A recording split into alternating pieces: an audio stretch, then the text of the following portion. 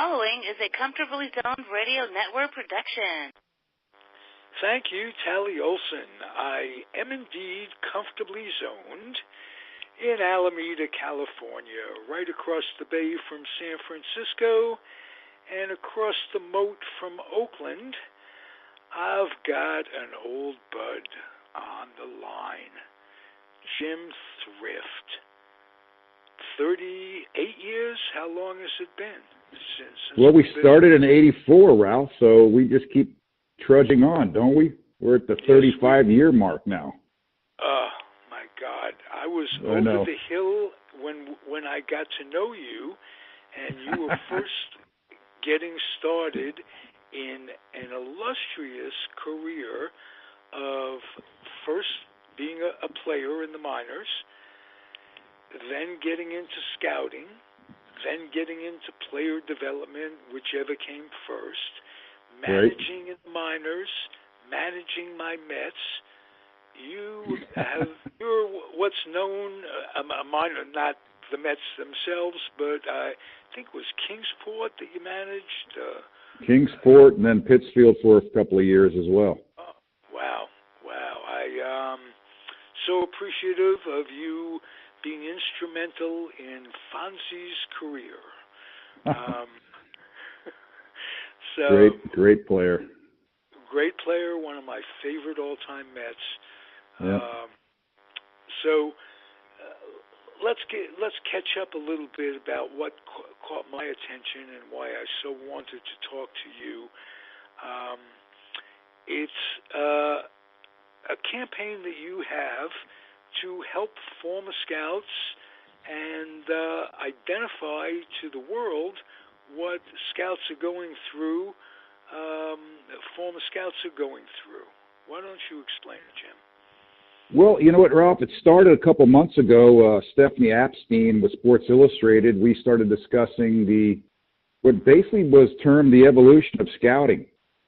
When you talk back first when Branch Rickey expanded his minor league system to include more teams in scouting, trying to compete with, even the Yankees in those days, to where it has evolved now, where it is less baseball scouts, more analytics and statisticians, even going from the tools we used in those days, which were basically your eyes, a stopwatch, and a note card and a pencil. So, of course, now we have cell phones, computers, iPads, video cameras, enough statistics to overwhelm most folks on any given day. And as we started talking more and more, she realized that more veteran people were not in the game. So that whole evolution of a story took a different turn to her now saying, well, what's happened to these people and how did it happen? And that's kind of where the article in Sports Illustrated landed. Now, did she contact you originally? Yeah, just about 2 months ago, because the article was published 2 weeks ago, right after it was the article that's in the edition of the NFL Draft in Sports Illustrated. So I will look for that, and I will look online for a link to that article and publish it in the show description when I publish this show, which should be Friday or Monday next. Right. But so surprisingly, it's her investigation found some things that would be for me, to the general public and to the fan, rather shocking. And there's two basic. What surprised you right off the bat? Well, I already know the stories. I already know what everyone's going through. I work trying to help guys get help in any way, shape, or form. But what surprised me was the numbers and the names of scouts. And we didn't even touch on the player development side because it is equally concerning on the player development side, the amount of what we call tenured staff that's no longer involved in the game in any capacity. So you have guys that I know very well, like Wade Taylor, who, with the Yankees forever scouting and has World Series rings. He's no longer employed and driving a UPS truck. Many scouts had reached out to clubs and said they would just work for expenses, or how about expenses and insurance and per diem. Right. So you're asking yourself, how bad do they want to be in the game? That's about as desperate as I would say, where your passion says, hey, I want to work. And there has been not a lot of opportunity for the tenured baseball professional, as I like to say. It comes down to intangibles, just like it does on the field. How much passion would you get from a statistician or analytic guy to keep their job doing what they're doing, so that can't baseball recognize the importance of these guys' contribution and how much it means to look at a player, to talk to a player, to not just evaluate them by their stats. What's in their heart? What's in their stomach? There's no room for that in baseball anymore? Oh, I know there is. I'm not saying it's total. I'm not saying all those doors are totally shut by any means. I just, on the observing this transition of the game of the last 4 or 5 years, I think the scales are now unbalanced. Whereas before, there was a complete integration of the modernization of the game, I would say, in the last 20 years. Right. 25 years, when we really got adept in the computer world, when we shifted from triplicate copy paper writing reports to filing reports through computer databases, to housing all that information, to making sense of all that information, to now really taking a look at a player first as the scales are unbalanced through the eyes of numbers, and secondly through the eyes of an evaluator. My only goal in this whole conversation, Ralph, was to see how I could possibly help these friends of mine to be integrated into the new structure of the game. And that's a big question out there. Okay, both. I would think both in player development and in scouting. I think anyone would be adept to try to find some veteran eyes and some veteran sources, because those, my generation of people only really has a true underlying goal, and that's to continue to give back to the game as much as the game gave us. And giving back to the game includes the next generation of scouts and player development people coming into the game.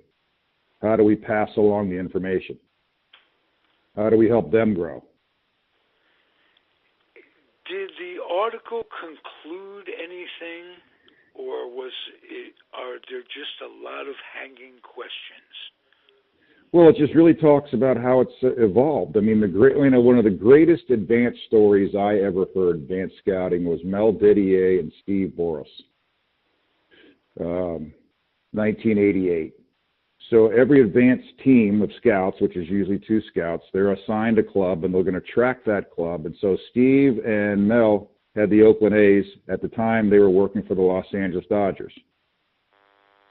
So over time, you can really grasp a lot of data and patterns of play, and particularly what's going to happen in particular situations. So what's the greatest story of that? The greatest story is Kirk Gibson's home run. Right. Fact. Because on about a handful of occasions, they noticed that when Eckersley got in trouble with left-handed hitters, he would throw a backdoor breaking ball or a backdoor slider. What he threw. So what did Kirk Gibson do, fouling off those pitches? And it's public record. he steps out and goes, well, at this situation, he should be throwing a backdoor breaking ball. So here's a guy basically on one leg, as everyone remembers, reaching out and hooking a slider out of the park. You know, as Vin Scully said, I can't believe what I just saw, or that was Jack Buck. That's the story of advanced scouting. So now human eyes have been replaced with statistical patterns and video. Okay. And that department takes, you know, a half dozen to a dozen employees versus where the scouts maybe have been 6 or 8. So the numbers I was trying to correlate was if you... It's on video, but isn't there a skill in learning what to film and at what angle to film it at? Isn't that in itself a skill? I address it in this fashion. If I feel a lot more comfortable going to see my doctor who's done it for 30 years than when he's busy and the other doctor has only been there 3 years. So if you take staff who's had 25 and 30 years of experience, and although those 5 people are gone, and they have 150 years of experience, but 25 new people come in and have 1 year of experience, 150 years does not equal 25, even though you've got 5 times as many people.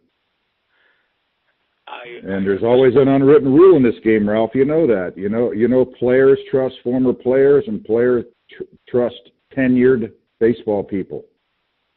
It takes quite a few years to earn your stripes. And there's a kind of a disconnect now, I see. Right. So.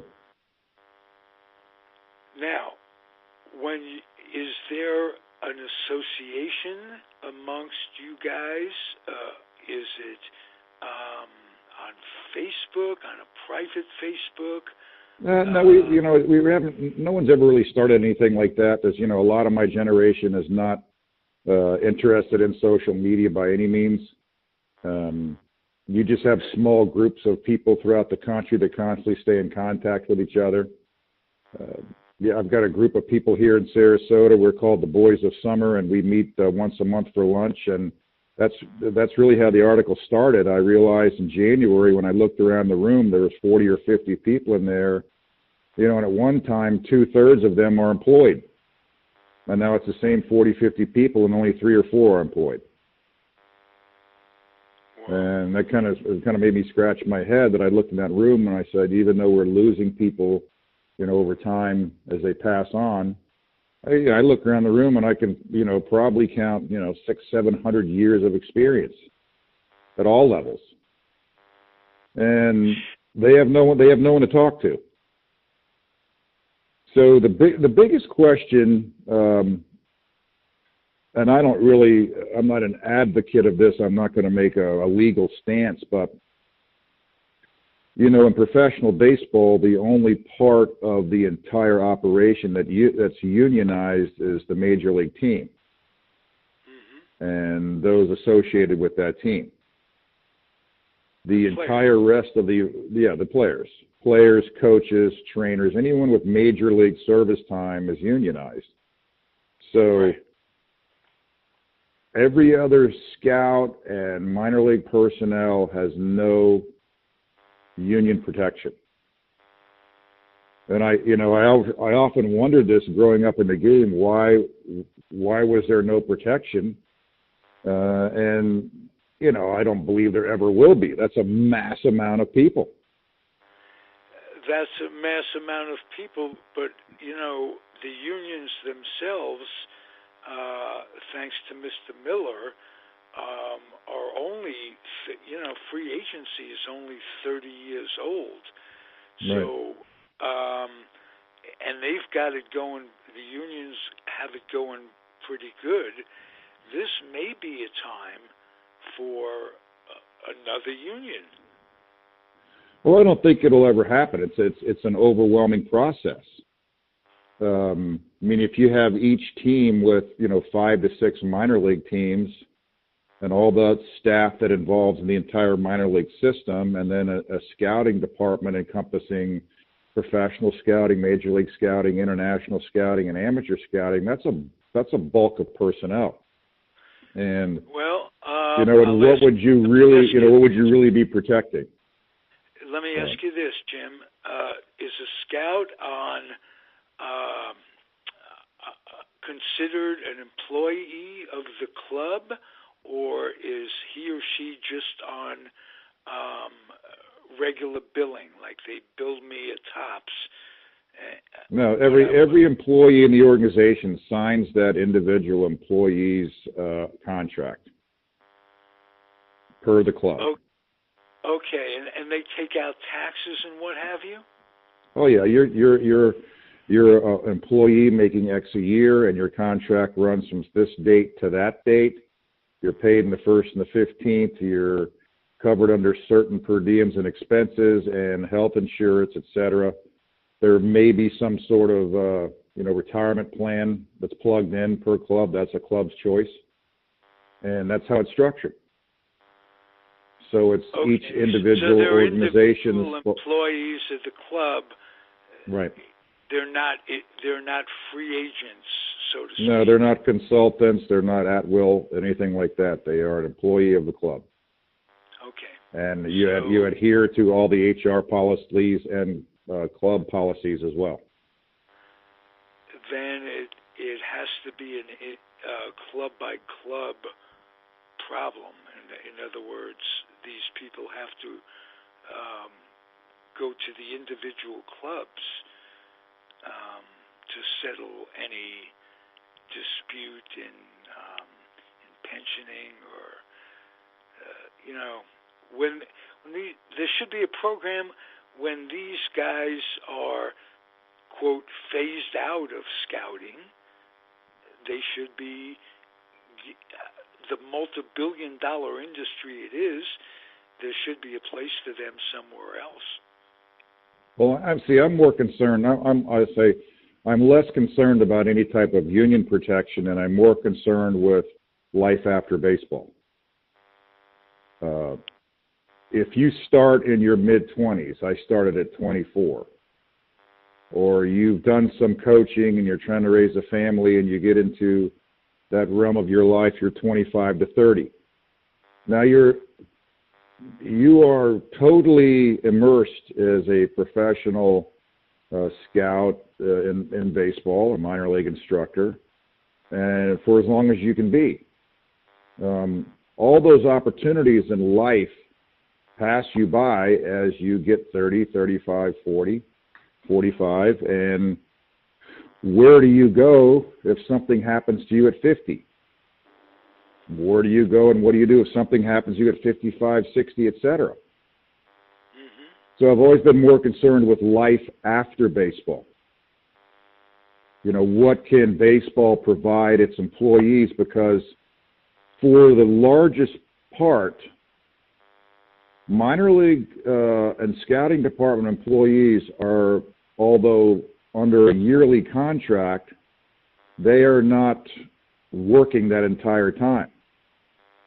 And so if you have an off season, if you have November 1st through March 1st off in player development, are there programs, are there classes that staff can take to prepare for life after the game? Scouts in different parts of the country go different times of the year. Does the club pay them in those off months? Or? Oh, yeah, you're paid contractually for a year. You're paid whether you're working on the field or not. Okay. So it's a 12-month contract. But my point is, if you have downtime as a AA manager and you're not going to do the Arizona Fall League or Winter League, and you're going to go home and your minor league season ends even after instruction league. Let's say you're done October 15th. Well, you're not back on the field until March 1st when spring training starts for the minor leagues at the earliest. Right. So you're looking at 4 months to yourself. And so what are we going to provide for them to say, we always put in the amateur player contract, the education part that says if you're a high school player and you're committed to the University of Florida, we will give you 6 semesters at University of Florida valued at X. And so if something happens to you, you know that you've got at least 6 semesters valued at X paid for at the University of Florida. If there's a debilitating injury, you're released, you know, you got a certain amount of time to use it, of course, but, you know, how do you provide for life after baseball? What skills do you need to keep going in life? Because it's a major shock to have 20, 30 years in an industry like baseball and have everything understood and covered, and then you wake up one day and you have no health insurance. And now you're into open enrollment, and now unless you're married, of course, and your wife can cover you, but if you're single, divorced, widowed, etc., you're basically starting at a life at 50, 55 of things you should know at 20, 25. Right. Well, I know how you learned all these things through your dad. You prepared. You're a perfect example of how to transition from baseball into life, and you'll be a terrific advocate for passing this information down. Is there anything in print for scouts? I don't. You know, it's still early in your thought process, isn't it? No, yeah, it is. But at this time, of how to get the word out. Well, I think that'll come in due time. I'm just trying to get the right ears to have this discussion. I was raised that, you know, you can't have plan A without plan B. And the only security in baseball is at the major league level. And until you get that first day of service time or fortunate enough to be a major league coach, you are over in a different group. So there's a lot of guys who have just been amateur scouts for 20, 25 years, and they do things on the side in the off season, or they're professional scouts, but they're not in the Major League Union, Players Association. So how do you prepare everybody to say, hey, this can be taken away from you at any time if an organization changes structure, ideology, philosophy, etc., or is commonly known as going in a different direction. Right. And each year that number has grown based on certain tenure and then replaced with a new generation. But how are you able to provide for life after the game?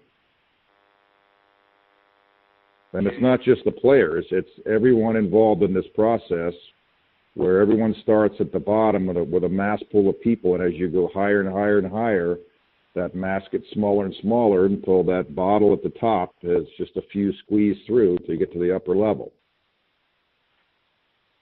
So I fortunately was on both sides, 15 years in player development and 15 years in scouting.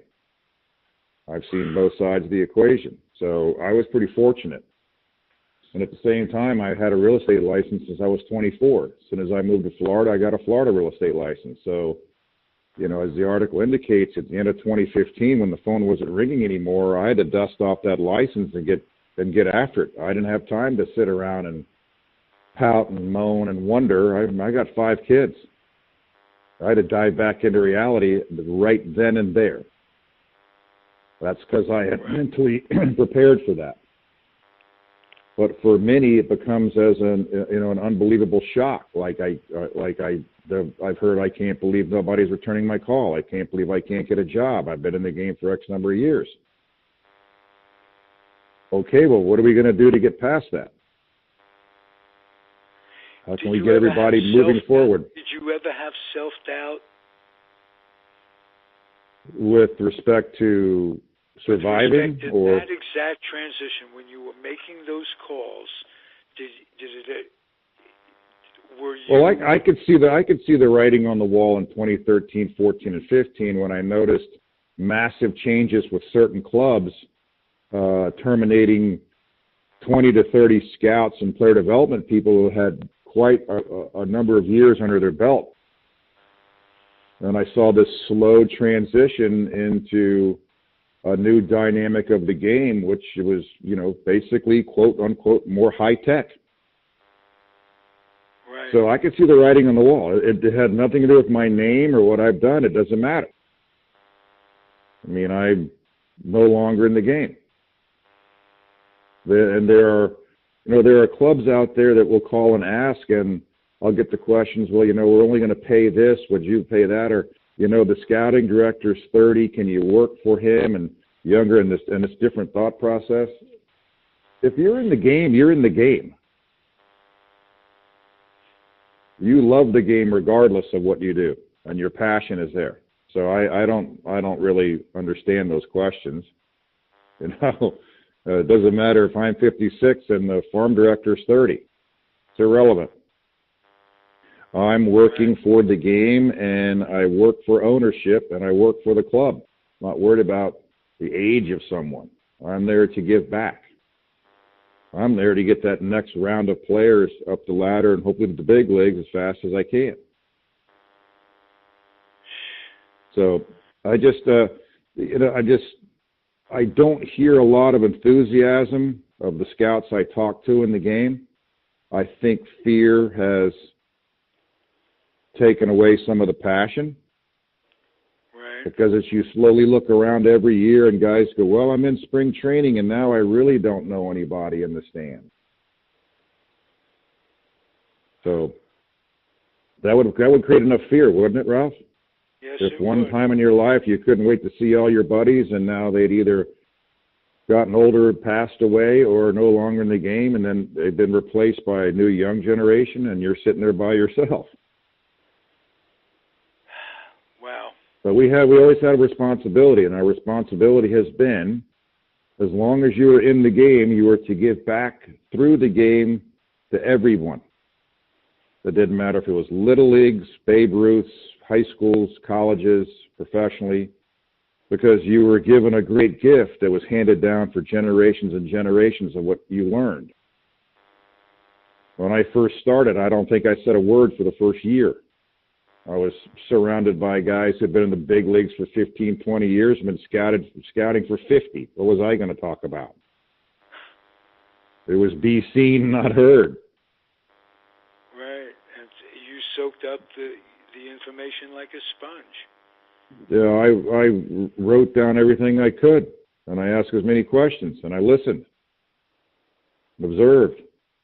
I had some great mentors in the game. Who were some of them that come to mind besides your dad, Zig Thrift, if anybody's listening? So I'd probably say if you started back in the beginning, my manager in Medford was Dennis Rogers, and he was phenomenal. He was so good, Dad hired him to manage in the minor leagues with Pittsburgh. Whoa. I mean, I listened to Rocky Bridges talk about infield play, and it's fascinating to hear Bill Verdon talk about the absolutes of outfield play. I had great minor league coordinators. Bobby Floyd with the Mets, phenomenal. Joe Jones, legendary with Kansas City. Jimmy Lett with Cincinnati was just off the charts. Just phenomenal people to learn from. I've been around the Bob Zucks and the Gene Bennetts and the Larry Bartons of the world, and some tremendous scouts. When I was little, I was riding in the car with Rex Bowen and my father. And it's just, everybody talks about, well, you're in the game, you got a silver spoon. You're damn right I had a silver spoon. It was someone else's knowledge, and I had my ears open. That didn't mean I was going to be any good at it. So, but it sure helps to have the knowledge as a foundation. So you see, my point is that I had veteran people to learn from. I'm managing your Mets team in Pittsfield in 1992. And we're playing in Hamilton, Ontario, the Cardinals team, and I'm getting ready to hit infield before the game, and this guy starts yelling at me from the dugout.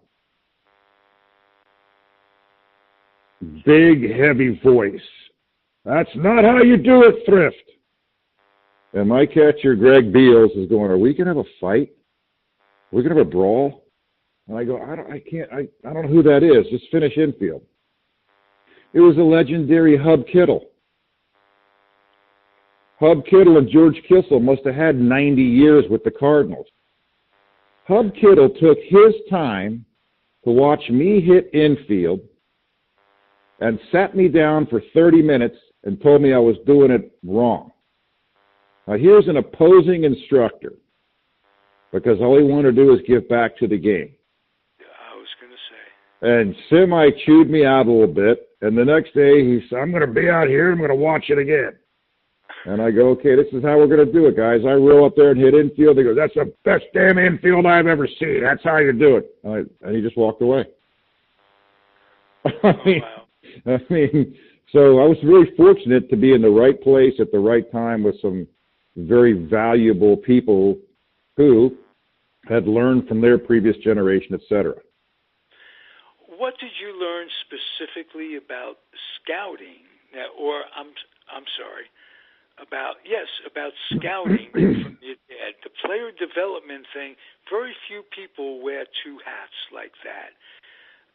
But what did you learn about scouting from your dad in particular? The first thing I learned was that I was to watch as much as possible and write as little. Okay. And so I would go to games when I was little with my father, and he had a stopwatch, and he had a note card in his pocket and a pencil. And so I had the scorecards, I was going to write down notes, and he goes, what are you doing? And I said, I'm keeping score and making notes. He goes, put it away and watch the game, and I'll ask you after. Okay. So I go to games as an amateur scout or a pro scout, and yes, I have something to write on, but I have never been a copious note taker and written every single thing down, because some of that's going to be knowledge anyways if I see patterns, but I need to see everything about the player. I need to see as many angles as I can. I need to move around the stadium and see how this person does his stuff. I need to watch as much as I can from the first time they get on the field until the game is over. And there's some absolutes. So, I've never trusted a radar gun except to tell you how hard the ball was, because a radar gun's never gotten anybody out. And I've learned to see that, body balance, speed, and athleticism all correlate as a baseball player in general, because it's not just those numbers, Ralph. It involves endurance. And when you're playing 162 games in 180-plus days, you better have some endurance.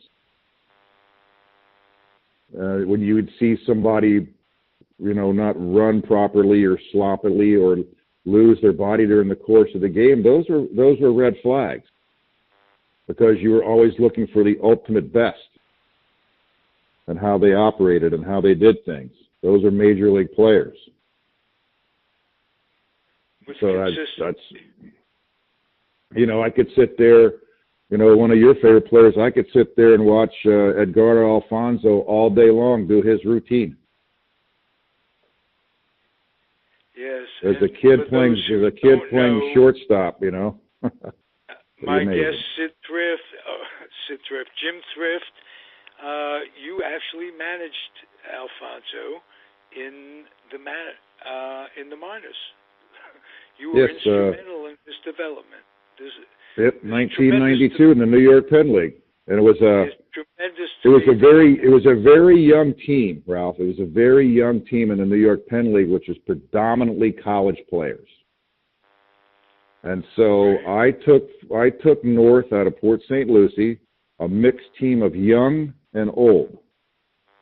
And the season started late June, and I got to July 1st, and I was bound and determined to take the 4 youngest players on the team and hit them in the top part of the order and then fill the rest of the guys in.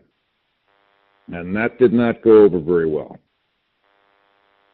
So it did not go over well with then minor league director Steve Phillips, who was concerned that I was going to destroy their confidence. And I simply said, Steve, if I hit Edgar first or third, he gets 100 more bats than if I hit him 7th or 9th. And if I didn't think these guys could handle it, I wouldn't do it. Right. So when you have Edgardo Alfonso hitting first or second, you have Damon Smith hitting first or second, followed by Brian Daubach and Cesar Diaz. You have an 18-year-old, a 19-year-old, a 17-year-old, and an 18-year-old hitting in a college league. Wow. And baseball fans out there know at least 2 of those names played in the big leagues. For sure. May I ask you this? You played in the Cal League. No, you didn't. You played up in Northwest League. Northwest League. I was going to ask you, which league is a stronger high A league, the Florida State League or the Cal League? That was predominantly through history. The Florida State League has always been considered tougher than the Cal League. Okay, I learned something there. Always wondered about that. 2 strongest A leagues in baseball. Probably, and the Carolina League has got to be in there too, because that's always been a tough league. But I don't really know now since rules have changed and older players are hanging on. So. Okay. Jim, I love getting with you. I can't tell you the memories that this brings back. Walking around that Medford Stadium with your dad when we were both there to see me to give you a Topps baseball card contract, and him to see his son. A lot of time during the day. Yep. And he told me some of the same things about scouting. He says, look at a player from different angles and walk around and just enjoy it. He loved the game. Oh, yeah. And he passed the passion on to you. Was there ever a time where you, growing up as a kid, kind of resisted a little bit? It's not a right or wrong? No, I grew up in the game. I was surrounded by baseball, and I loved to be outside playing it. I was fortunate to play as long as I did. There's not a lot of there's nothing fancy, and there's nothing exciting about being the son of a scout. The first 12 years of my life, I saw my father probably close to 4 years. Scouts never home. There's nothing glamorous about it. It's just a passion that they have, that they possess. But fortunately, I could play, get outside, run around, and I had some great experiences with some great coaches in all sports that helped me long before I ever thought about being in the game of baseball. So there wasn't any resistance. I just took it all in. When you have a chance to be with your father for a few days and he's gone for 3 weeks, you take advantage of it. I want to remind you of something he said to me that day. He asked me, he said, who does Jim remind you of? And first thing that came to mind, I grew up in New York. I watched Tony Kubek. And he just, that's what came out of my mouth. And he just kind of nodded his head. That didn't hurt his feelings. Tony Kubek had a much better elbow and back than I had, so my physical warranty ran out on me. But I appreciate that, Ralph. Only you could make that statement. Well, it was true. You were tall, you were lanky, you had range, you were solid. I've got the memories, and we share those to a certain extent. Yep, we sure do. We sure do. Thank you, Jim. This is terrific. Keep coming back. And yep, Ralph. We will do it again as the season progresses. Beautiful. You let me know anytime you want to talk, anytime you have anything to say. I'm here for you. Wonderful. Wonderful, Ralph. Appreciate it, my friend, as always. You be well. Thank you so much. Thank you, sir. Thank care, you Ralph. for listening, everybody. You're comfortably zoned, Alameda, California. I am the Zig Zag Man, and I will remind you to keep comfortably zoned. Adios.